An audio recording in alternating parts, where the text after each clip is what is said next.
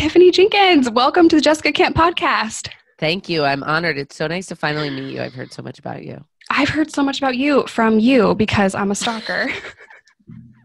Thank you. That's awesome. I have your book and I read your book and it's so good. And if you do not have High Achiever in your collection, you need to get it because it's such a good book. You will not be able to put this down. So I've talked to my subscribers about the first thing that I want to ask you. You're going to die. Oh, God.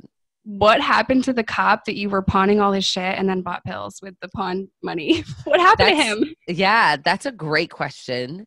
He is living his best life and I couldn't be happier. Like, despite the things that I did, he's gotten married. He has a child. He's still at the police department. Like, he's doing wonderfully. And the weirdest part is that, like, I have become friends with his wife. And he's not crazy about that whatsoever, but she is keeping me up to date on like his level of anger towards me and like hatred so that when it goes down, I can then begin to make my amends. Because right now, if I try to make amends, it'll make things worse. But it's number one on my bucket list to be able to apologize for all of the craziness that I did. Oh my gosh. I mean, yes, you pawned all this stuff and lied to him. And I know that was a bad situation, but at the same time, how could anybody hate you? I think like one conversation with you and he'll be like, I understand. That's so nice. I mean, I feel like it would be really easy and understandable for him to hate me in this situation because 2.5 years of our relationship was a lie. Everything, every word out of my mouth. I was betraying him. I embarrassed him in front of his entire police department. I did really messed up stuff, and some of which included guns. So like I literally took his weapons and put them in the hands of the people who should never have weapons. Me. Well, not you specifically, but probably people like you. I need to hear more about your story too. Were you a drug dealer? I was a drug dealer. Yeah. Okay, then yeah, you're Me. the hands. But yeah, so I don't blame him for feeling the way that he does probably about me, but he's a wonderful human being, like the greatest of all the human beings. And I say it all the time. If there was a line of people who deserve the shit that I did, he'd be at the very end. And I think that's the thing about addiction. People don't really understand, but those are the people that we hurt, and loving an addict, in my personal opinion, is a lot harder than being an addict because we can at least numb ourselves and turn it off. And the ones that love us are like left in the crossfire of all the shit that we do, but hopefully you get to have a conversation with him and make amends. And I really want to meet him personally and be like, bro, just forgive her. Like, I know that sucked. I'm sure that'll go over super well. You just show up, you're like, hey, I'm friends. I'm a drug dealer. And it's time. But no, I know that he has seen my videos. I know he started reading my book and he was fine until he got to the part where I did something with my drug dealer, because that was the moment that he found out that I had cheated on him. And what a crappy way, to find that out. But it's a very interesting thing because he has an inside perspective of what was really actually going on. And so on the outside, he thought everything was wonderful and we were a great couple and we were happy and he loved me. And now he has this book that details the horrible graphic things that actually were happening. And to look back on situations that he viewed, calm down. I got excited. To look back on situations that like he viewed and remembered a certain way, and then to find out what was actually happening, it's got to be so trippy. But like you said, man, the people who love us the most are the people we take advantage of the most. And because when you love somebody, you tend to have these blinders on and not see the red flags. People ask me all the time, he's a cop, how did he not know? And I think he just loved me so much that he explained it away. You know, I'm going to be calling you a lot because I'm writing an autobiography. Nice. And girl, like I know I'm going to experience that because there's so much that like my father doesn't know. And like, I'm working with somebody that's helping me put it together. And I'm like, well, I can't put that in there because I don't want my dad to find out. He's like, you're 31 years old. Yeah. Move on from that. And please put that in there. It's really important to your story. But knowing that like my dad's going to read this, my exes are going to read this, like, Yeah. I don't think you think about it at all when you're like in it or like getting your life together. You're like, I'm just trying to like get a job and like not smoke meth, right. personally. But then like when you want to tell your story, it's like, whoa, all these people are just going to come out the woodwork from your past and be like, dang, you did what? That's what I was afraid of too. But also I was at the point where like I didn't give a crap anymore because I knew that it would help more people than it would surprise. And none of the people from the book or anything like that were even a part of my life when I wrote the book anymore. Like, and I didn't care what anybody thought. All the people who were closest to me knew the truth. So maybe like, have you considered like sitting down with your pops and being like, I just want to give you the heads up. I was a prostitute for a while. Like, I don't know what your story is, but have you took a turn? Just me or no? I was very fortunate in that I found a way to make money without using my body. And I know a lot of addicts, that's not the story. That's not the case for them, but I was lucky. Yeah. And that is weird to say because I was a drug dealer. So you don't think about it as luck, but when you have hindsight, it's like, wow, I didn't have to sell my body because I absolutely could have gone there. I need to ask you a drug dealer question. Sure. Because I tried and I failed. I read about it. How did you do it as an addict? Because most of the time drug dealers aren't addicted, so they don't do all their supply. And I tried to do it and I couldn't stop myself from doing it all. That's a really good question. I feel like we need several episodes together, but I was enabled by people that knew my hustle, if that makes sense. So at first I was getting large re-ups from people that knew my reputation. And I'm like, wow, this is great. Drugs are delivered. I don't have to make these long commutes. I don't have to do any of this anymore. Because at the beginning level of that, I wasn't intravenously using heroin.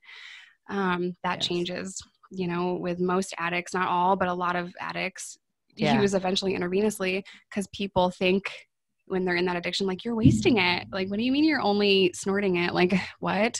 So I rationalized it. I don't want to waste anything. Mm-hmm. And then I ended up meeting people and then another person and then more people. And I was getting the drugs delivered to me in large quantities, enough to where I could not only do what I needed, but make a lot of money. Wow. And at first it was great. And then I started paying for my boyfriend's addiction, my friend's addiction, my mom's house, my apartment, all my bills. I was taking care of almost 10 people on that income. What? Yes. There was a homeless family that I always tried to help out, and I justified that. Yeah. I'm doing great things. I'm helping people. Yes. Bitch, sit down. Yes. No, I feel you.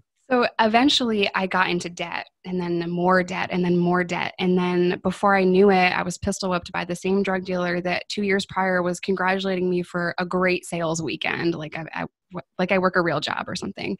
Right. And he was very aggressive about the fact that I didn't know you were an addict. You were not transparent about your addiction. I don't work with addicts. Like, totally freaked out on me. And I gained his trust again, and I got a little bit clean and held it together, and I got more re-ups, and I got into more and more debt. And eventually I ran. And about 2 years after I had left New York, he got a life sentence. And Shut the front door. Yeah, if I stayed, I would have been right there with him. Whoa. Did he get a life sentence because somebody died as a result of his product, or because of the amount? Or he was sentenced in New York. This was a first, but as an A1 trafficker, and he got 55 years. Now the man was 35, 40 almost. So yeah, that's essentially a life sentence. Yeah, that's so crazy. So it did eventually catch up with you. Like, it was fine at first, and then eventually it became a problem. Yeah, I was on top of the world for a while, and I rarely talk about that because I don't want to glamorize it. In the end, I was pistol whipped in the side of the freaking head because I was in debt. I had to run. I was homeless. It was really bad. There there is no successful drug addict and drug dealer. Like Yeah. eventually it catches up to you. Yeah. You know? But I'm like, I got this. You I know what I'm fleeting doing. moments like where it's like, wow, I'm a badass. I've got my pockets full and I'm good. But then it's always overshadowed by you twisting and turning on the floor in agony because you can't get your shit and you have to call out of work and make up excuses to your family and then rob somebody to get your money. Like, yes, it's very drastic and it never lasts long, that good feeling. But that's interesting. absolutely. You know, I'm amazed by your story and your how funny you are and how resilient you are. And I love you so much. And I don't know if you remember this, but I sent you an email like 2 months ago and I was like, future besties collab. I don't know. Yes. Like, I just know who Did I write you back? I don't know. Maybe. Yes, Yeah. you did. Yeah. I did. I remember. I get overwhelmed. No, I completely understand that. And I was like, I just know that her and I need to be best friends and I'm going to stalk her until she knows that That's we need so to be funny. best friends. I can tell you right now that I really like your personality. I've genuinely laughed a couple of times since we started talking, like even before you hit record. And that's how I know, like, it doesn't feel forced. If somebody's genuinely funny and makes me actually laugh, that's when it's like easy because I'm so awkward. And people say it all the time, like, I want to be your friend. And I'm like, I'm not a good friend, actually. I have mental illness and I will not return your texts and I will overthink every conversation we ever have. And, but no, if somebody's on the same vibe as me, that's when it's like, okay, I can see this not being weird. Dude, I'm literally the same way. I'm so awkward and I could talk about me forever and people get really pissed off about that. But I met this YouTuber long before I started YouTube and I was the worst version of my awkward self. And like, I ran up to her and I'm like, are you Zoella? Like, my boyfriend just screamed at the top of his lungs, what's a Zoella? Thinking I was talking about a store and like all her friends heard. And I'm like, oh my God, she heard you. But I have to talk to you still. So I'm like, are you Zoella? And I took her picture and just walked away. Like I took a selfie with her and then left. I didn't say thank you. It was nice to meet you. Enjoy New York. I don't know what the fuck. But I just walked away from her. And then I realized, oh my God, you didn't even say goodbye. That's so funny. I was down the street in Midtown and I turned around and I yelled back at them, enjoy New York. You were fangirling. She was the first person I ever watched on YouTube. So I thought she was a celebrity. And that is the day that I died. No, if it's any consolation, and I don't mean this in like a bougie way whatsoever, but I get recognized. Not as much now that I'm wearing a mask and I don't leave my house, but like when I do, I get recognized often. And it is the quick interactions that are much easier for me because like I said, I'm awkward. So if someone runs up and is like, hey, oh my gosh, I love you. Can I have a picture? Yes. Okay, cool. Bye. It's like so easy. It's, so don't feel bad because she was probably like, oh, that was cool. That was easy. That was, in and out. And no offense if that person's listening to what I'm about to say, but like I was at Chick-fil-A yesterday with my son and he was wiling out and flipping all over the table outside and like get in the car. And I went like this, like mid scrunch face. And there's somebody in her car looking at me with her camera up and she's like, it's you. And I'm like, hey. And she's like, oh my gosh, I have to take a picture. And I was like, okay. So I just stood there by myself while my kid is dangling from like a lamp outside. And I'm like, oh my God. I was like, it's a good thing you said hi because I was about to slap him. Even though I wasn't, it was just, I'm awkward. And I wanted to talk about me being a psycho. But in case she saw it, I wanted to like make a joke about it. Like, and then she got really concerned. And I was like, just kidding. I wasn't going to slap him. I was going to yell at him. Never mind. Thank you. Bye. Like, thank you so much. But it was simple. She was in her car. I didn't have to do anything. So people ask you to take selfies? Yes, it happened today at Target. And I was so excited. It was a guy. He was freaking out. He's like, I just cannot believe it's you. I have to show my wife. She's going to freak out. And I'm like, it's never the guys. Yeah. Who recognize me. I ask people when I leave my house. I try not to, but I ask people, do you want a selfie? And I've had 3 people tell me no. That's the worst. I'm like, I was kidding anyway. Yeah, I didn't. There's jokes because I know why you do it though. Maybe it's the same reason as me because people are so polite and so kind and they feel like it's a burden to ask but like you could tell they kind of secretly want to. And so by offering it, it relieves them of that awkwardness. You know, it's but then you feel like a total asshole if they say that, because you're like, I'm who do you think you are? Photo. Like, calm down. You're not like Gwyneth Paltrow. But that's so funny. I was just trying to help. That's so amazing. Do you get recognized? Sometimes, but at this point, I try to deliver everything to my house. That's so funny. I try not to leave because, you know, the COVID's out there. Yeah. So yeah, exactly. It's not a good time for people with anxiety. So I just try to live here. Yes. So where are you? I live in Chicago. Oh, okay. I have a friend in Chicago. I don't know. Is it me? Because we're besties now. It's definitely you. Known you for 5 seconds. We should do a tour together about like jail and addiction and life after addiction. Yes. I'm just putting it out in the universe. I will literally do anything you ask me to do because I'm okay. Calm down. I'm married, but thank you. So how long? I know that you probably have questions for me, but I have questions for you. It's fine. How long have you been clean? I showered yesterday. But, I have not taken drugs since October 20th of 2011. So it's been 8 years. What the hell, dude? That's amazing. And I count my time in prison too, because it's so easy to get drugs there. Yeah. So, and I like white knuckled that shit.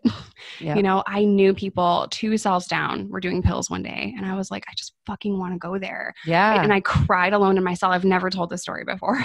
I've cried alone in my cell, and I just didn't even want to tell my cellie what was going on, because she is also an addict, you know, and I just wanted to pretend that I was just having an emotional jail day. Because if I tell her, then maybe she's going to go, and I don't know what's going to happen. So I'm like trying to internalize that, and I didn't go. Aww. And eventually, you know, lockdown came, and, you know, 10:30 lights out. And they locked me in, and they forced me to not go to that cell. That's so nice of you.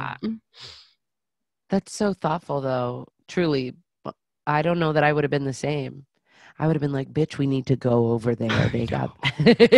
And is that what you called each other? Cellies? Yeah, cellies. That's funny. We called each other bunkies. I don't know why. Yeah. I guess we're bunking together.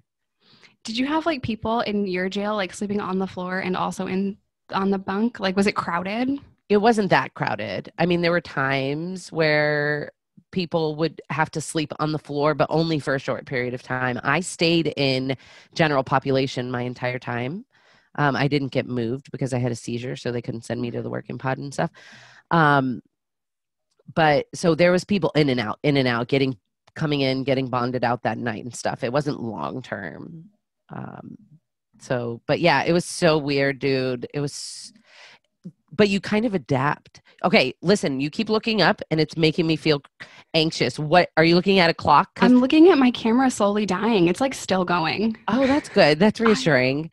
Because I feel like you're looking at a clock, and then I feel like I need to talk faster because you're under a time crunch, and then I'm like stressing out, and so I need to know what you're. You know how somebody looks at like your hair and you're like, what? Do I have something in my teeth? Yeah. No, I'm literally just staring at my camera because I'm like, aren't you supposed to be dead by now? Oh my gosh, I'm so sad that it's dying. For you. I know you were so excited. Mm-hmm. It's too bad. We're both going to look like we're stuck in a video game. So anyway, what were we talking about? Adapting. You adapt over time. And I don't know if it was the same for you, but at one point I remember thinking this feels like summer camp. Did you ever feel like, okay. Cool. No, I understand why you would say that, but I was kind of programmed in a sense. That's a weird way to put this, but I was kind of programmed to be used to jail.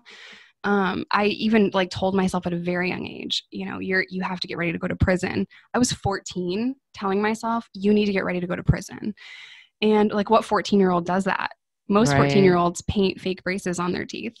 No, you didn't, dude. No, you did not. Cutest TikTok ever, by the way. Wow. I feel attacked right now. I love you so much. But no, like I told myself, you're going to prison. Like, you just got to get used to it. Not maybe you should not sell drugs. No, you need to get ready because they're going to interrogate you. And I remember as a young kid getting used to, you know, my rights and knowing to ask for a lawyer, and my cousins that were all 10 years older than me had gone and come out. And they celebrated release. So I'm like, oh, it's going to be like a party. Like, yeah. Like what? Like, cause, oh, welcome home, man. It's so good to have you here. So I just thought it was like a rite of passage. Yeah. Cause I was a fucking infant and I thought I knew how the world works. So, you know, getting locked up, I don't even know how many times, a few. I was like, it's just another little thing. And I was always a short timer. So I always justified that. They can't put me in prison for life. You know, I'm just a little nobody, you know? Yeah. They can put you in prison for life. So, I should know this, and I feel bad for not knowing it, but how long were you in prison? So I've done a lot of short stints, a year, Right. 6 months, 90 days, a couple of 6-month bids. And then the last bid was a little over 2.5 years. Wow. So just in and out, you know, I got locked up in New York, Arkansas, Texas, Kentucky. So Cheese. And so did you know the whole time when you were, sorry, God, all right, you ask your question. This is supposed to be about you. I know, but I'm so intrigued. And if I had done my research, I wouldn't have to ask these, but this is my last question. Your personality is amazing. So did you know it when you were going in and out, like somewhere in there, you were destined for more, you were better, like you had this amazing, funny personality and you weren't meant to be? That is such a good question. What's funny is in my addiction, I thought people are going to know my story and like, I'm going to die young and only the good die young. And I remember thinking that in my addiction, like someone's going to know who I am and know my story and know my journey. But how though? Like you weren't doing anything to make anyone want to hear your story. I was so sick, but I remember thinking in the depths of my addiction, thinking people are going to know my story and be inspired by it. Yeah. But I thought I was going to die. I didn't think I'd live to see 30. Yeah. So, and I was okay with that. You know, like I was okay with dying because I didn't, you know, at the end, I didn't even want to be alive. Same. I was so sick. Yeah. And I didn't see a way out. People were like, just stop using drugs. And I'm like, what does that even mean? Good idea, Cheryl. Thanks for the insight. Thanks so much for your insight. So smart. Yeah. You don't see that when you're in it.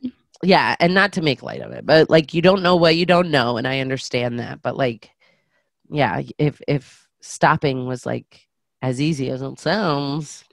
It sounds good. Don't break the law, you know, don't do drugs. And it's like, okay, but I don't know how to put food on the table. I don't know how to pay my rent. I don't know how to eat today, you know? So I justified selling drugs because I was poor. Yeah. And that's not okay. But you know, it happens. So I want to ask you, like, when did you know? Like, I took my last pill. I'm done. I'm so freaking tired. Was it when your cop boyfriend brought you to jail? Or yeah, that was the time. I was, well, to be honest with you, I didn't ever know that it was going to be my last. Like, I didn't have a chance. Like, they ripped me out of bed in the morning and tossed me in jail. And I was detoxing on the floor of suicide watch. And I was begging them to beat me over the head with like their nightsticks. I wanted to die so bad. And then when they, anyway, so when my dad came to visit me in jail and said that he himself had gotten sober and that he still loved me and had faith in me and that I had to get my crap together so we could do the recovery thing together as a family, that was the moment that I felt like hopeful and that I knew I wanted something else and that it wasn't drugs.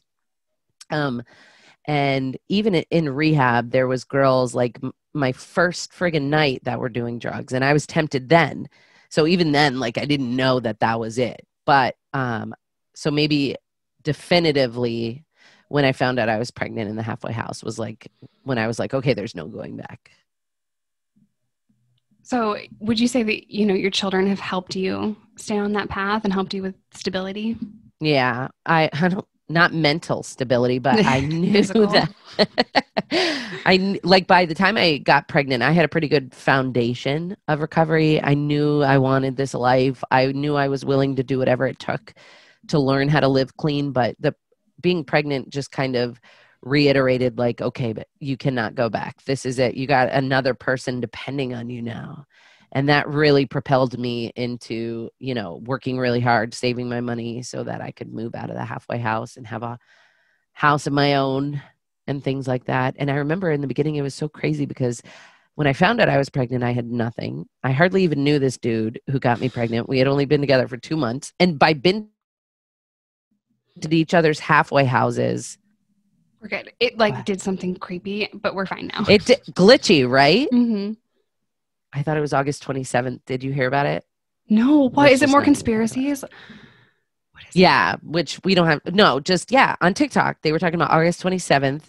We're all supposedly transferring over to being 5-dimensional beings, and you'll notice glitches in the world. Fuck. I just got over. But it's August 28th, so we're good. Dude, I swear on everything I love, I saw a murder hornet outside yesterday, and I just got over the whole fake birds thing. I cannot do another conspiracy. Oh my gosh, why are you over the fake birds? Okay, it's because... Real. But I'm just kidding. But I just caught myself like a crazy person looking at birds. Like, is it weird though? Like, why would people think that? And then I start to tell myself that it's real. Like, maybe they're onto something. Yeah. I don't know. I don't even know what we're talking about now. Dude, my favorite subject, conspiracy theories. Oh, God. I'm just so open-minded. I'll give anything a second thought. You know what I'm saying? But yeah, so kids definitely contributed to where I am now. And they're so great, dude. Oh my gosh, they're the best. I never thought that I would ever be able to love anything or be loved. And having children in recovery and all of them ever knowing is like a sober, clean mom has been such a gift. And not that if your kids have known you using and then they get to know you sober, it isn't as big of a gift. But their love wouldn't have been enough if I was in active addiction. And I know that nothing would have been enough if I was in active addiction. And so the fact that I don't even have to debate about it and I could just love them, it's great. You know, I didn't like kids in my past life, you know, and I was just like, please don't bring your baby around me. Like, I don't want to hold it or anything, because I was always like super like freaked out by babies, especially the brand new ones, like fresh off the shelf. I'm not trying to hold it, you know? Yes. And now, it's funny because my friends are like, you were so good with kids back in the day. I probably don't remember that at all, but I remember not wanting kids or ever being a mom. I wasn't super, you know, maternal. I couldn't even make spaghetti, you know?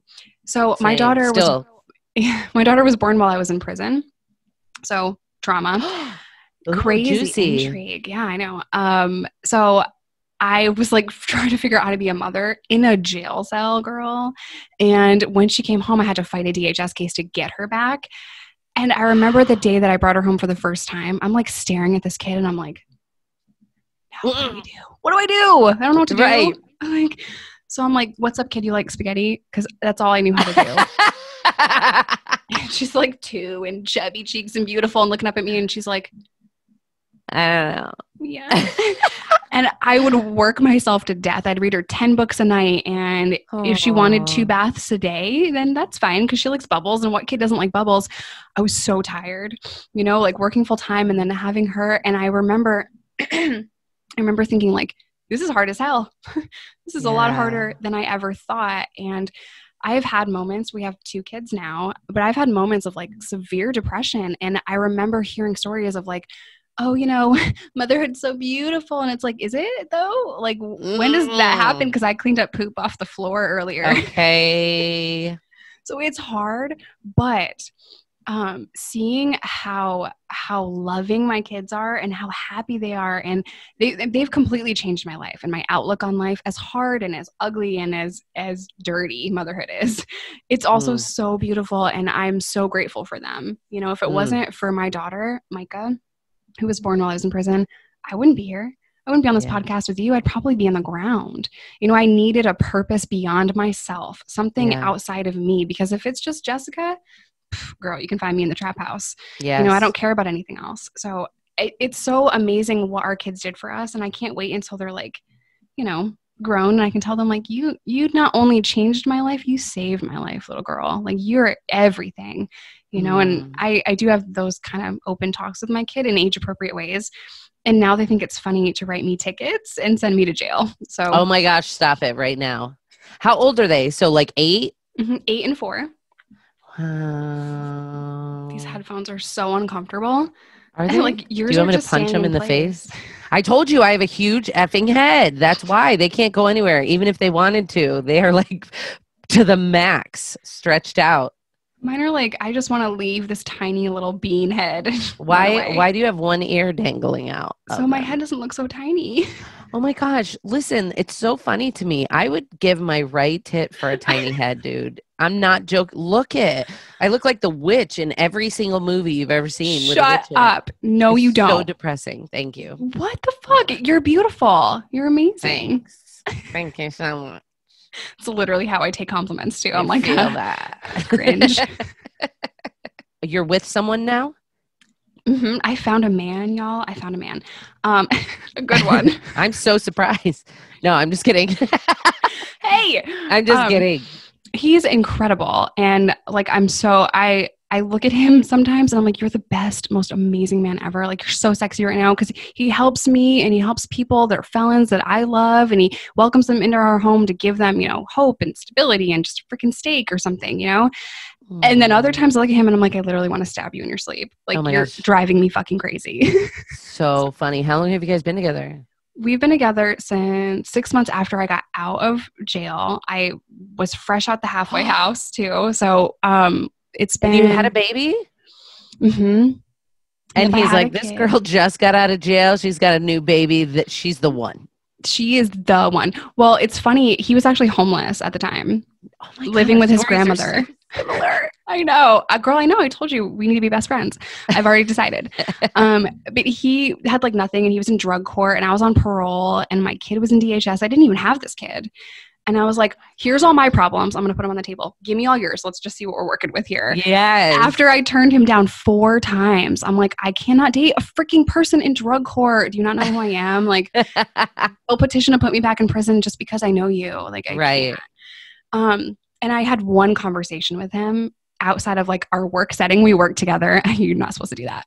And I was like, I love this person. Like, he has such amazing energy and he's so real and let you buy me steak. And then here we are 7 years later, 2 kids and a house and a rescue puppy and it's going good. It's so inspiring though. Your story is so inspiring for so many reasons. There's so many moms and dads out there who are struggling to get custody back of their kids because of drugs and things like that. So you've got that. You've got the 2 addicts recovering, working together to create a family and doing, you know, just amazing. I think it's so incredible because I'm sure in the beginning when you guys got together, people were like, you guys are effing idiots. What are you doing? It's never going to effing last. Because that's certainly what they thought of me and my husband. And somehow we're still going strong. I'm convinced though that your husband is just you with a painted beard on your face. Oh my, that's it. He's not even a real person. It's just me dressed up as him. The first time I saw him, I'm like, oh my God, he's freaking adorable. Like, y'all are so cute together. Because forever I just saw you with a painted beard. And I'm like, that's her husband. I've kept him hidden because he's a hot commodity. And the minute I started putting him out on the internet, all the girls were like, oh my gosh, he's so fine. What's he doing with you, Hobbit? So Who said that? I need their address. So many people. I get it though.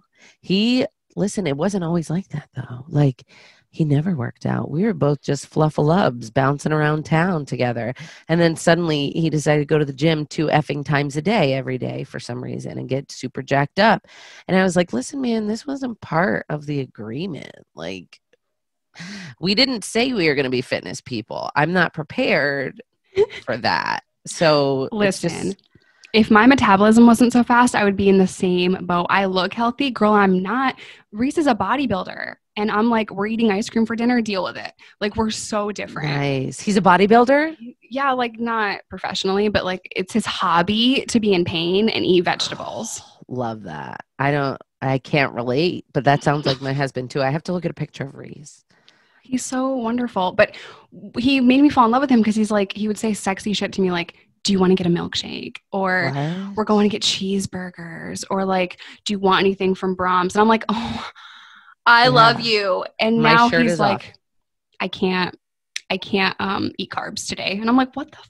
Yeah. I feel like there should be a law against, it's like false advertising. Like, I'm going to write someone a letter or press charges because I feel like it's breaking some kind of law. You can't start off with cheeseburgers and then king burrito every day for lunch. Like, and he'd eat the whole thing, the whole king burrito. And I'm like, this is the person for me. Yeah. My husband weighs food on a scale. Stop it right now.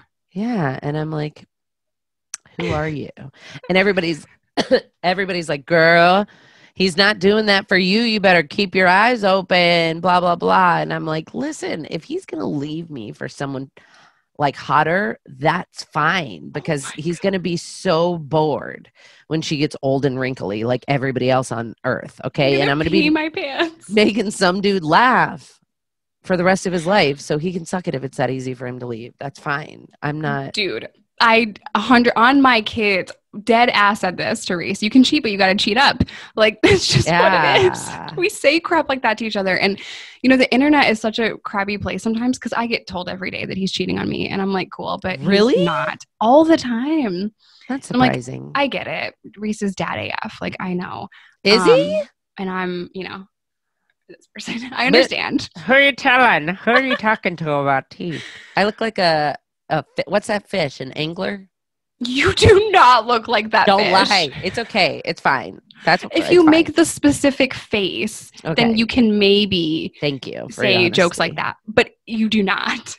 Listen, I couldn't afford braces. Neither could I. I look like a criminal, and Reese wears polos every day and looks square.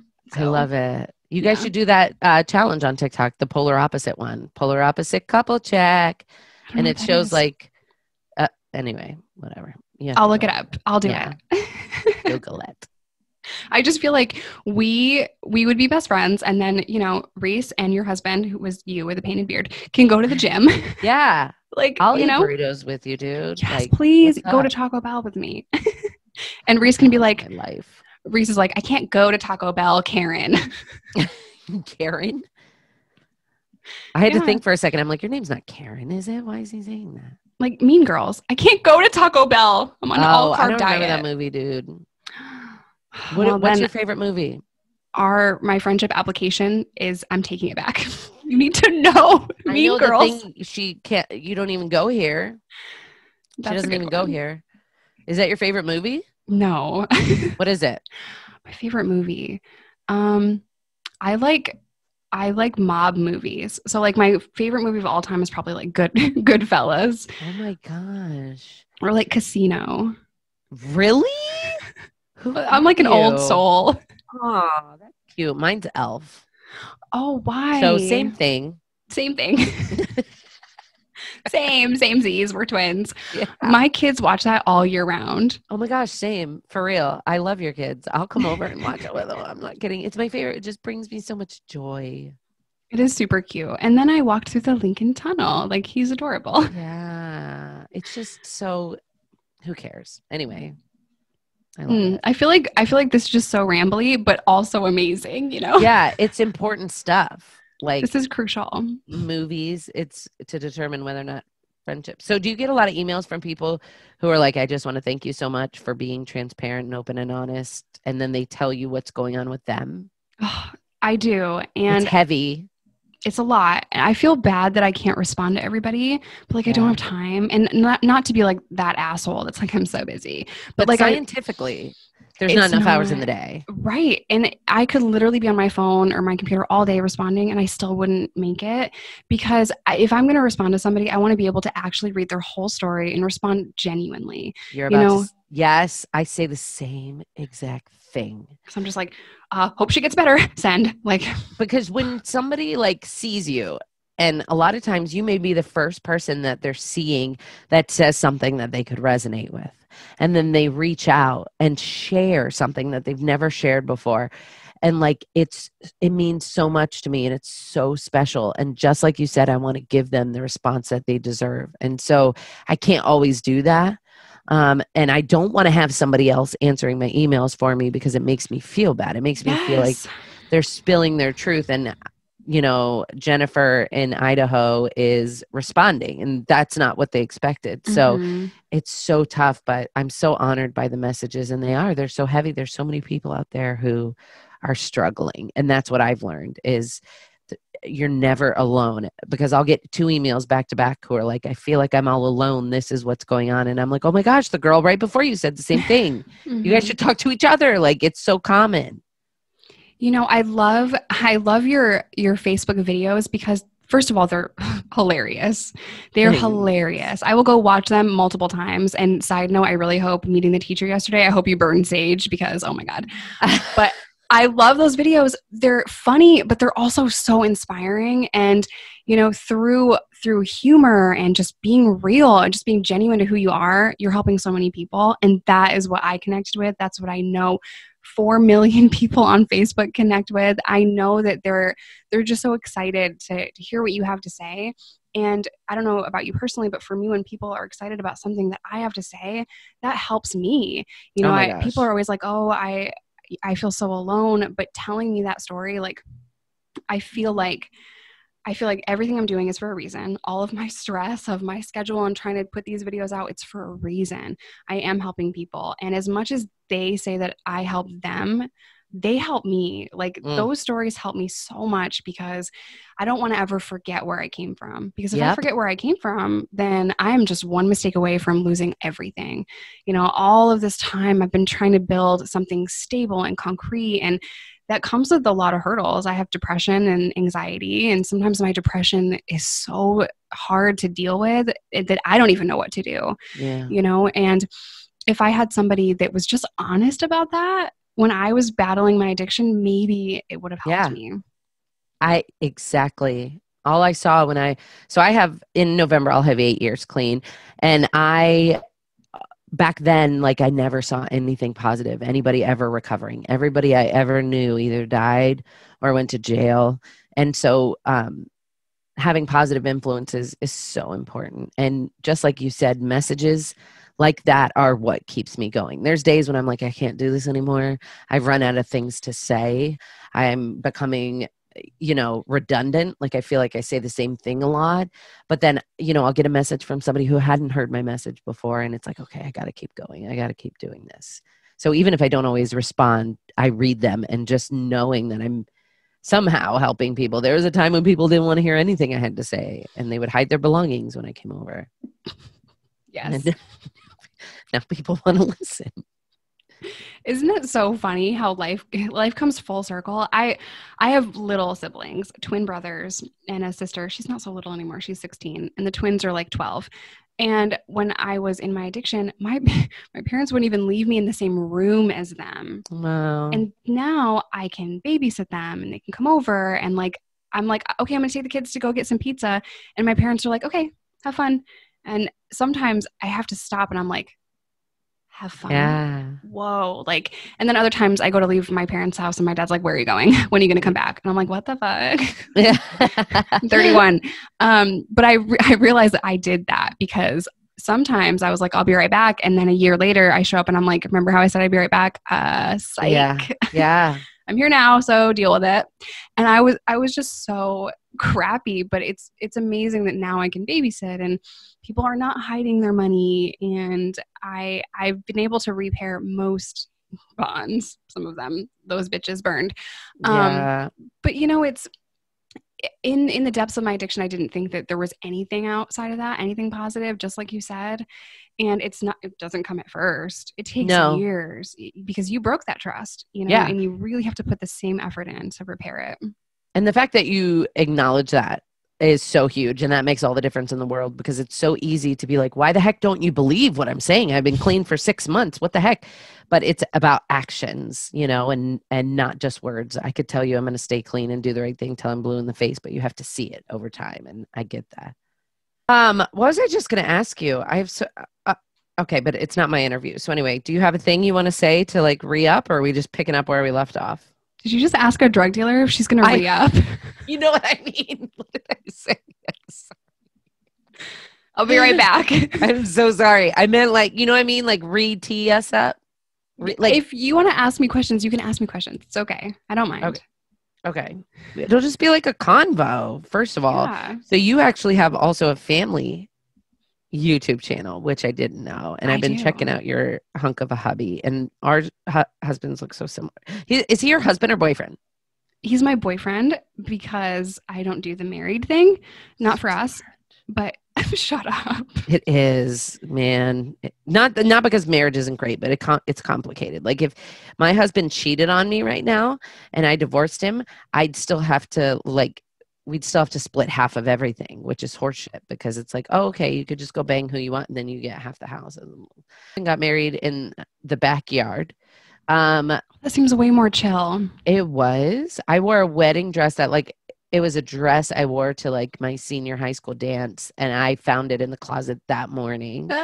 And we got married in front of his family. Some of the people, it was the first time ever meeting them because we only knew each other 5 months when we were there. Like his daughter was there from a previous relationship. She was like, what the hell's going on? Who's this lady? I'm like, get in the picture. I'm your new mom. Like, it was so weird, dude. But it's great now. And I really want to renew our vows, but not do the traditional thing. I agree with you. You should just do whatever the hell you want. Yeah. People ask me all the time, why aren't you getting married? And I'm like, I feel like it's expensive and we're good. You know, like I'm from a different world. I gave you my word, you know, like I got this, you know. Aww. Take my word. And if you don't want to take it, you can get the fuck out. Yeah. That's so great. I love it. Sweet. I feel like you'd be like a dream girlfriend. You're just chill and like not this regular. I mean, sometimes I'm crazy, you know, like even after 7 years, I'm like, who the fuck are you texting? Yeah. Like, why? But my brain is like, he's texting somebody. You should go look at it. I say it all the time. Anytime he looks at his phone and laughs, I'm like, who's making you laugh right now? Because it's not me. Who is it? Your happiness is in this room. Yeah. I don't know why you think it's okay to be happy elsewhere, but same thing. They're so lucky to have us. They are. We are catches. First of all, so primarily your subscribers, are they recovering addicts? Are they people who love addicts? Are they a mix? Well, that's a great question. A lot of them have no experience with prison, no experience with addiction, but they're inspired. And then I get a lot of people that are addicts struggling or family members of addicts. And they're like, I just don't know what to do. Tell me what to do. And that's hard because I can't tell you what to do. Yeah. But I can tell you what worked for me. Yes. And maybe that'll help you. My subscribers are, and I know you feel the same way, but they're so genuine and they're so kind and they're so encouraging. Like they keep me going. You know, I thought I was you're going to die. I thought I was going to make 7 videos on YouTube, like ever. And I'm just going to put my story out there. And if people see it eventually, cool. If not, whatever. I didn't think I was going to be a YouTuber. Right. I just thought like, just film like 7 videos. And then after 7, I'm like, I have a lot more to talk about. Yeah. So it just kept going. And then I got really fortunate and, you know, a couple of videos took off and now it's like my job to talk about me. So weird. What? It's so weird. I get it. Do you have imposter syndrome? Do you know what that is? I have it. And it's where I feel like I have everybody fooled. Like I know myself better than anybody. Mm-hmm. And everybody says to me, you're such an inspiration. You're so amazing. And it's like, but I'm not, you know what I mean? Like I'm not. And I feel like at any moment, everybody's going to wake up and realize that I'm not as great as they think I am. And so like when you aren't expecting any of this to happen and then it does, like I'm always waiting for the other shoe to drop. I'm always like, this is too good to be true. Like this is going to end any second now. And I was just wondering if you ever felt that way because you said you wanted to start with 7 and now it's your job. And when it becomes your job, there's so much pressure. So first of all, it's not going to end. People love you because you're so honest and you're so real and you're awkward and you're like us. Girl, you're us. That's why we love you. It is my job, but it's also so great. And I say job all the time because I work like, 10 hours a day on it, but I'm working towards my own goals and I'm working towards inspiring people on my terms. So that makes it a lot better than, working outside of the home, which I was miserable doing. Same. I want to. What did you do? Sorry, go ahead. Finish. So much. I just want to do it on my own terms. For a long time, I thought I couldn't. I didn't think I could be myself for a living. I didn't think I could talk about this. Everyone else was like, just forget about your past. You're out of prison. Shut the fuck up. And I'm like, no, but I left a lot of people there struggling. And I there's no way I can not talk about prison because so many bad things are happening. But I worked at a vapor store.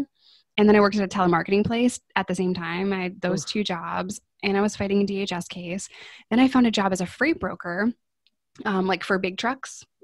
So I would So like, you know the trucks that go to the grocery store to drop off all the groceries? Yeah. Okay, so like I would find loads for them to transport to stores. That's like what a freight broker is. Oh. So I'm like, oh, it's like sales. I can sell anything, whatever. And I did work in sales. I traveled the country with this magazine crew. Nice. So you're going to fall down a YouTube rabbit hole and be like, this girl's crazy. But I knew I could do sales. And if you're going to give me a shot to work in an office and be like a regular person, I'm taking it. Yeah. And that's how I met REECE. But I was miserable. And I would say to him every night, like, let's get in the time machine to hell, which is like go to sleep to go to work the next day. I feel like that's when you know, though, that you're not fulfilling your life's purpose or your passion to the full extent. Right. I'm not saying if you hate your job, like you're lacking something, but I'm saying like, in your heart, if you're meant to be doing more or not. And anytime I was ever miserable, it's because I felt like there had to be more. And it was so scary to quit my job and start doing this full time. And I set up a Patreon because I was like, hey, I really don't want to work at a carpentry company anymore. I want to make videos. And I had people who actually were willing to support me. And there's still so many of them with me today. And it's so shocking that people, and it's, they believe in realness. And that's probably why you have so much love and support. And I'm not surprised that you have what you have. And I think you're destined for wonderful things. Have you met anybody famous or talked to anybody famous? First of all, everything. This is a wonderful highlight of my life. Everything that you just said to me, I give that all back to you. I'm also not surprised that you're doing what you're doing. You're meant for that. You're meant for this, and you can just tell, you just have such amazing energy and presence, and that realness is the same reason. Like, we're the same person is what I'm saying. Have I met anyone famous? Yeah, or like talked to anyone or had anybody famous like one of your posts? No. Like had a fangirl moments? Maybe. I'm going to say no, and then someone's going to DM me like, excuse me. Yeah. How rude. That's so funny. Well, I'm sure then if you're on BuzzFeed, like there's people who have seen your videos, like famous people. Oh God, cringe. I don't even want to think about it. Let's get to the real reason I asked the question about meeting famous people, because Devin Sawa follows me on Instagram, and I feel like my life's work is just done. Tell me you don't know who that is, because I'll hang up right now. Dude. Oh my! I know who that is. Spell the name again for Google. Okay, he played the real boy version of Casper the Friendly Ghost. He was in the movie Now and Then. Okay, he was in Wild America. He was in Final Destination. We Will Fight with Our Fists. He was my dream lover growing up. I had his posters on my effing wall. Like, I got butterflies every time he came on the screen. I hope my husband's not listening. But he commented on one of my videos, and I friggin' fainted and died, and I've never been the same. And anytime I have the opportunity to bring it up, I do. And even if I don't have the opportunity to bring it up, I do. So like when I'm checking out at the gas station, they're like, how are you today? I'm like, oh my gosh, so good. Devin Sawa follows me, and just so you know. But anyway, whatever. It's my dream. JTT, do you know who that is? I'm going to let it slide because you were doing a lot of bad stuff at a young age. You probably weren't like, just sitting at home reading Tiger Beat. So that's fine. I will let it slide.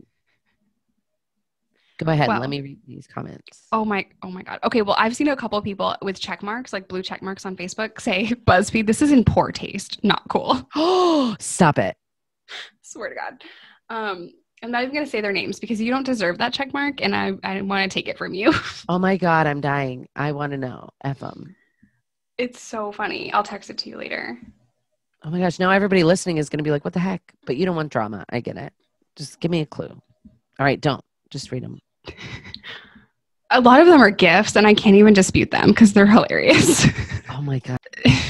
This person is dumb. Look, no one wants to know how to cook prison food. Maybe you should try to stay the fuck out of prison and not make prison pizza. Oh my gosh. I'm like, so stupid. Touche. It's so funny to me when I read through those, but as mean as they are, that is why we need to talk about prison reform. Yeah. Because 2.2 million people are in prison, and we incarcerate more citizens per capita than any other country in the world because people are hurting and struggling and using substances. And we have like 8 million felons in this country. So prison reform is probably exactly what it sounds like. Better systems in place so that people get more help rather than just getting locked away. Right. So it's my personal belief. And, you know, if you disagree and you're listening, that's completely fine. I understand. It sounds dramatic what I'm about to say. Okay, so I understand why people are like, whoa, why would you say that? I think we need to decriminalize all drugs. Not make them legal, decriminalize them so that people are not going to prison for drug addiction. I've never been to a prison where there wasn't drugs, and guards bring in drugs every day, and addicts need treatment. And, you know, you can give me programs in prison that are teaching me against substance abuse disorder, but you're also giving me drugs. Right. So it's counterproductive. Right. And there's no reentry place. There's no reentry things established for a lot of people, especially women. And that starts with employment. So I think we need a massive overhaul of the prison system. We need a job training and job placement program, because I have paid my parole fees with drug money before. And it's like, I just can't go back to prison. What am I supposed to do? No one wants to hire me. I'm a felon. Yeah. That is where the disconnect is. You know, people are like, just stop breaking the law. But once you do, how do you pull yourself out of that cycle? Right. How are we helping them? And if you really care about your tax dollars, you would want to see people to stop going to prison. Yeah. It starts with helping them. And I think most people are resistant to hearing things like that because they just don't know. And it's easier to say, just don't break the law. It's not my fault, criminal, than it is to take a good hard look in the mirror and see what we're actually doing in this country. I think people just are defensive because they don't understand. 100%. 100%. And there's a good chance that they've been hurt by somebody with addiction too. Like, I feel like that's where a lot of animosity comes from. And that's what I always say too, is education's so important. Like, I'm not saying like, why should you have to sit down and educate yourself about addiction? Well, you don't, but it's still going to be happening all around you. And chances are somebody you love or know or work with will become addicted, because that's just how things are. There's a jail in my town, Sarasota County Jail. They have an incredible program, and they call it the recovery pod. And so once you get arrested, you apply to go in there if you have a drug-related charge. And then it's still prison. There's still jail cells, but from sunup to sundown, you are going to meetings. You are doing worksheets on addiction. You have speakers come in, and it's just every half hour on the hour. You know, I don't know if that's accurate, but all day, every day. You have meetings and you're learning about addiction. And I think it makes so much sense. And they have seen such an incredible result from it. And it makes so much sense to me. I remember when I was in jail, like, you'd maybe get an NA meeting once a week. And the only reason I ever attended was to get the hell out of the pod for a second and go to a different room. Like, I wasn't paying attention. I just wanted to get out. Same. And so it makes so much sense to spend more time educating. And then reentry.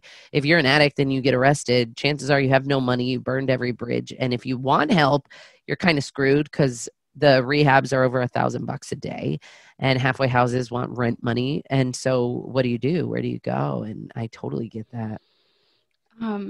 Have you volunteered to speak at the jail? I do. Ever since Corona, I had to stop speaking at the jail. But yeah, I would go in on Sundays to the jail that I was actually in.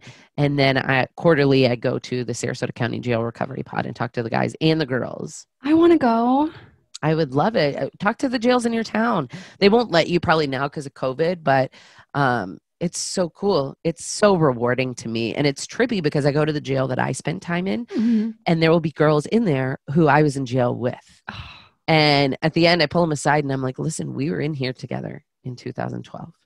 And we had a choice when we left these doors. I went this way, you went that way. This is what life is like for me. You're still here. You have a choice when you leave here, and your life can look completely different from now. And there's nothing special about me. Like, there's no reason why I got clean and you didn't, other than my choices, my decisions, and my willingness. And so if you can find that willingness while you're here and then make the right decisions, you could be coming back to the jail and talking to people. There's literally no difference. But it's so rewarding to go back there, because that was the end all. That's where my life fell apart. That's where I thought I would die.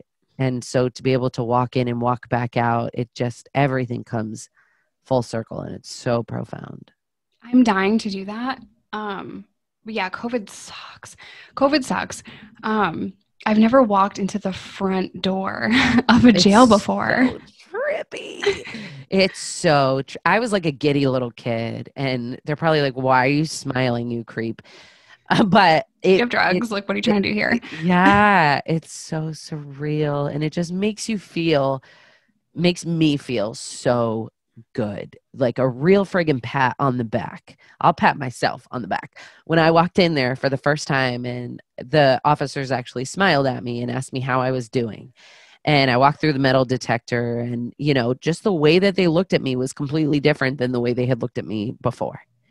I was no longer an inmate that they're just shuffling through. I was a person, and I never thought that I would be a person again. It's, I wish I could go today. And I love it so much. When I was arrested, I wanted to just come clean about everything that I had ever done ever, because I didn't want to get 7 years down the road and have them, you know, find something.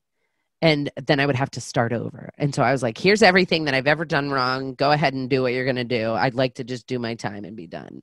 What? And it was just like way easier to not have to worry about it. I would definitely 195% suggest that when this all lifts, you get that shit taken care of, and you start going to jails and speaking, and you start traveling and speaking, because your story and the way you deliver it is so important. And eventually you could charge a speaker fee, especially if you have a book coming out. You can, like, you want to be able to travel freely without having to worry about it. But yeah, you know, other people have mentioned like, oh, you can charge a fee for this. And every time people say that, I'm like, it would be free.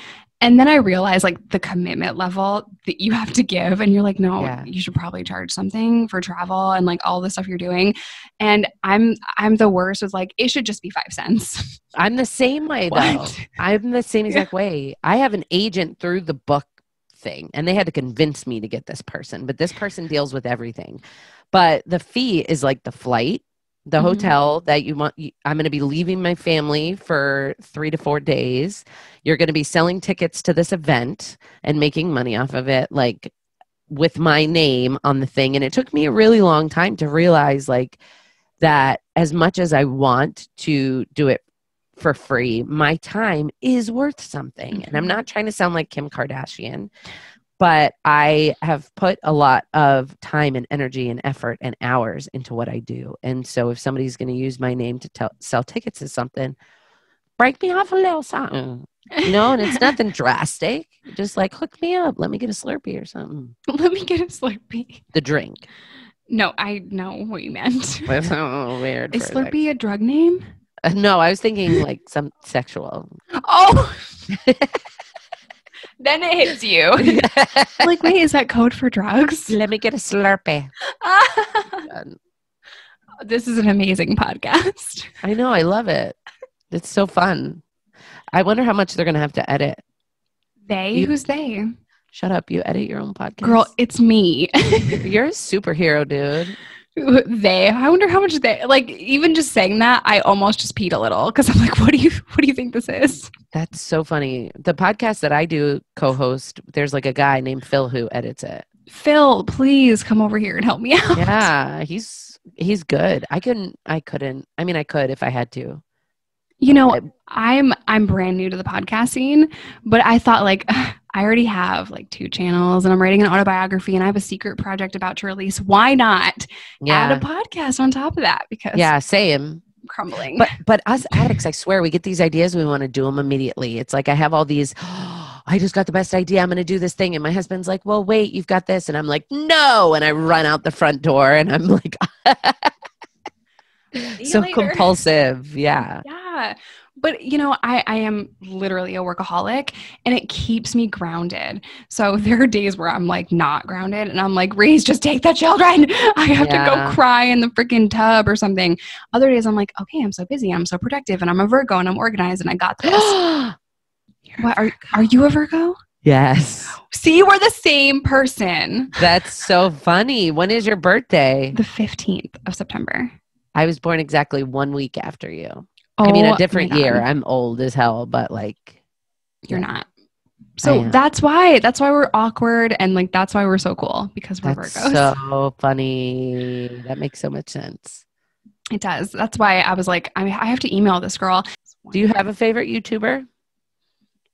Ask me the niche. I have different. Okay, like, what do you like?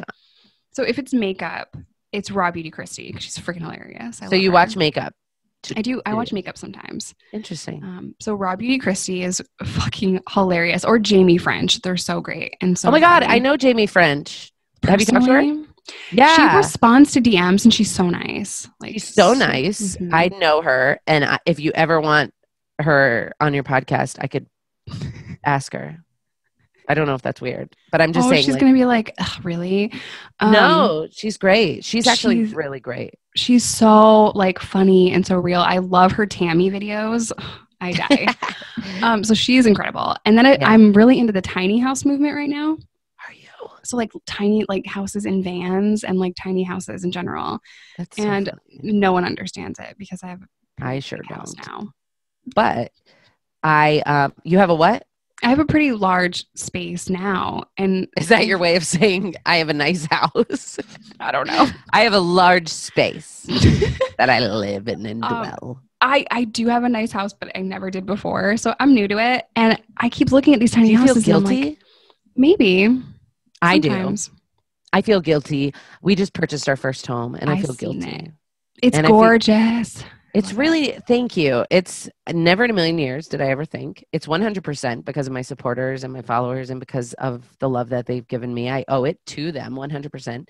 And because I think I went from sleeping in a jail cell and then a room in a halfway house to this, it feels like people are like house tour. And I'm like, no, I don't want to show you because it feels braggy to me when I do that. And I did it. Shit. Sorry. Not to fuck. I'm We're sorry. Asking, so I was like, okay. I'm sorry for saying the F word. Yeah, no, that's fine. Good for you. Good for you. Just keep smiling. Just be supportive. I support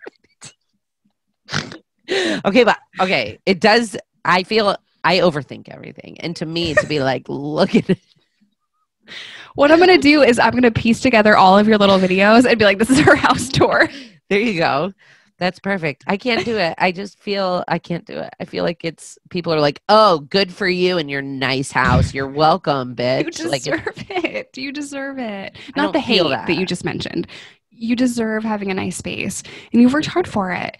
You know, and good things happen once we get sober. The reason why we were able to get such a nice house is because REECE is a veteran. So we were able to get a VA home loan and he has been promoted like 6 times and he's like the king of his world now. And he's put a lot of work into. So YouTube didn't play a huge role. I helped, but YouTube, you know. Listen, no offense. Is the juice worth the squeeze? Not for me. I'm not asking you. I'm just saying like YouTube could hook it up. You know what I mean? They could hook it up a little more. Do you have sponsors? Or is it hard because of the subject? YouTuber. Okay, touche. So they ask me stuff like, do you want to rep this company that has sex dolls? And I'm like, okay, that's the offers you get. Not that's really. So funny. I'm going to show you my TikTok paycheck because I feel like I'm so frustrated with them. I'm like, oh my God, I'm going to get a paycheck. Girl, wait till you see this. You're about to fall out of your chair. Yeah. Are you talking about the Creator Fund?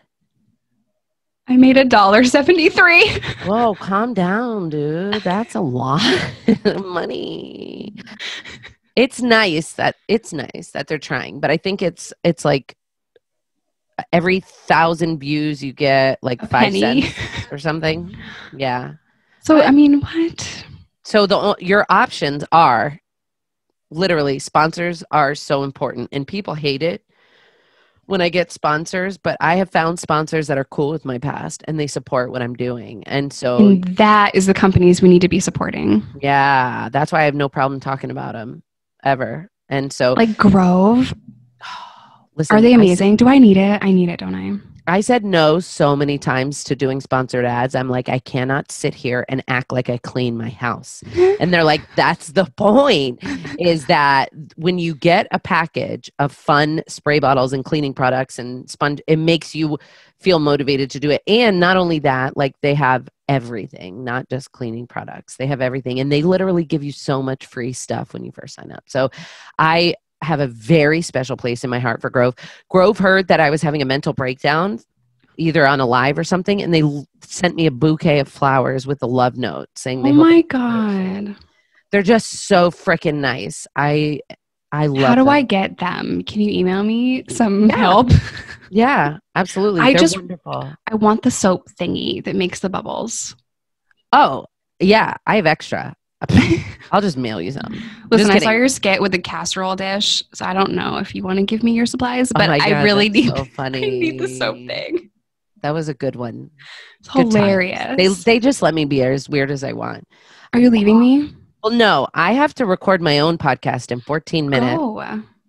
And so we don't have to end it on me. I don't want to be the one to break us up, but I just want to give you so it's in your mind, okay, in 14 minutes she has to. You want me to kick you off? Yeah. I want to casually segue into ending our first date. I'm not going to edit that out either. We should sometime, we should ask your audience to ask us anything and everything they ever wanted to know about addiction and jail. And then we just go back and forth with our opinions and experience on those subjects. Yes. What state do you live in? Florida. Why do you live there? Ask my parents. Oh, man. I couldn't go to Florida because of the COVID. Is it that or is it the warrant? Are you allowed to travel across state? I am freely allowed to travel. I just probably shouldn't go to Texas. True. Okay. Well, at least you don't live there. Well, when this is all over, maybe we could plan a road trip or something. Yeah, I fly because anxiety. It took me so long. That doesn't make sense. Let me back up. Okay, thank you for saying it. Okay, so statistically, you're more likely to die in a car. Right. But if you do, it's helpful. I can't even think about it. When I fly planes, I cry every time. Mm-hmm. But if I take a road trip, it's 13 hours of anxiety. If I fly, it's 2 hours of anxiety. So I've tried to limit my exposure to panic attacks. And what's funny about that is REECE is with me most of the time when I fly. And he's like, don't worry about it. Relax. I'm right there with you. 3 minutes in, he's sound asleep. Oh my God. I'm like, where did you go? There was turbulence and the flight attendant looked a little sketch. I don't know what's happening. Somebody told me one time to look at the flight attendant, and if they look calm, you're fine. And so I would always ask for a row so I could peep them constantly. And then I'm just creepily making eye contact the whole time, waiting for the slightest sign that something's wrong. I hate it. It kills me. I would really hate to go that way. I tried to watch videos of planes taking off out of O'Hare because I'm like, if I just get used to it and I see it a lot, it made it worse. Yeah. So I'm like, it's a fucking tin can in the air. It's terrifying. It makes no sense. Scientifically, I can't wrap my brain around how it takes off and lands exactly where it's supposed to. I can't wrap my mind around it at all. It's funny. I flew out to LA last September and it's a 4-hour flight from O'Hare. That's the longest flight I've ever been on is 4 hours. And I'm sitting there and it's 90% desert. So I'm trying to look out the window and be relaxed. There's this beautiful Asian couple next to me, holding hands and sleeping. And I'm like, how the fuck are you so relaxed? And I'm looking out the window and it's dark in the plane because we took off at 5 a.m. And I keep putting up the window and she eventually got a sleep mask because she was. Oh my gosh, that's so funny. Putting this beaming light in my face. Right. I was like, but I just have to make sure that we're still in the air and nothing's happening. And I'm like, it's still desert. Okay, let's close that negativity. And we'd fly for a while. And then I'd look out the window again. And I'm like, it's fucking still desert. Oh my God. I'm sweating. Can we just get over an ocean so that I live or something? And that's so funny. There's no oceans in between Chicago and Los Angeles. Yeah. I know it's going to be desert, but I'm like, I wouldn't survive on a desert. I'd be so thirsty 10 minutes in, I'd be like, screw it, and just run face first into a cactus. You have to drink pee at that point to survive, and I don't think I have that commitment. I don't know, because you have to drink liquid to want to pee. True. But if you have to pee, you have to save it and then drink it in the desert. Okay. I saw that on Better Call Saul. Oh my gosh. So it's facts, you know. I like how this is our segue.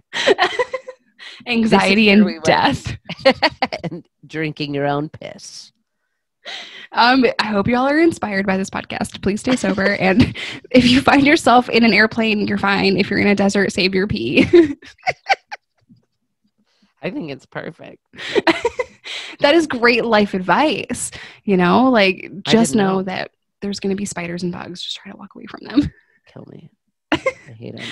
Okay, so Tiffany, thank you so much for taking the time out of your day to hang out with me on the Jessica Kemp podcast. You're so amazing. You have to come back and we'll do like a Q&A or whatever. When the fucking COVID disappears, then I'll go to Florida or you can come to Chicago. Yes. We have like deep dish pizza. It's kind of gross, but still fun. That sounds great. I'll be there. Thank you for having me. This was so much fun. I really, really appreciate it. You're welcome. I told you we'd be best friends. Yeah, I feel it. I feel it in my soul. I miss you already, and we haven't even hung up. All right, you guys. Thank you so much for your continued love and support on the podcast. And I will talk at you in the next one. Bye. Love you.